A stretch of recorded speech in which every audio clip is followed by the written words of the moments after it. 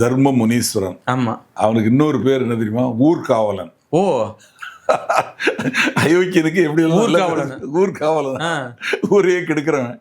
2020 ஒரு பெண்மணி, வயதான பெண்மணி, அவங்க தனிமையில் இருக்கையில் அவங்கள போய் கழுத்தை நெரிச்சு கொண்டுட்டு அவங்க அணிந்திருந்த நகைகளை திருடிட்டு அவங்கள ரேப்பும் பண்ணிட்டு வந்துட்டான். அப்பா. அதில் 2022 தான் அவன் கைது செய்யப்படுறான். 2024 அவனுக்கு தண்டனை கொடுக்கப்படுது. என்ன தண்டனைனா, அவனுக்கு வந்து ஆயுள் தண்டனை. அவன் கொலை பண்ணதுக்கு ஆயுள் தண்டனை, ரேப் பண்ணதுக்கு ஒரு 10 ஆண்டுகள் கொடுக்குறாங்க, திருடினதுக்கு ஒரு 10 ஆண்டுகள்.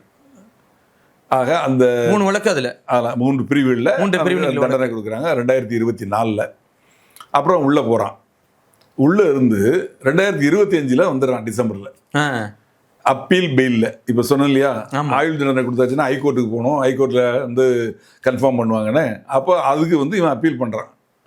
ஏற்கனவே இந்த கிட்டக்க போகும், இவனும் அப்பீல் பண்ணி அதில் எனக்கு ஜாமீன் கொடுங்க, தண்டனையை நிறுத்தி வைங்க அப்படின்னு கேட்குறான். அதன்படி தண்டனையை நிறுத்தி வச்சு இவனை ஜாமீனில் விட்டுறாங்க. இவன் பேரில் பல வழக்குகள் இருக்குது இது மாதிரி.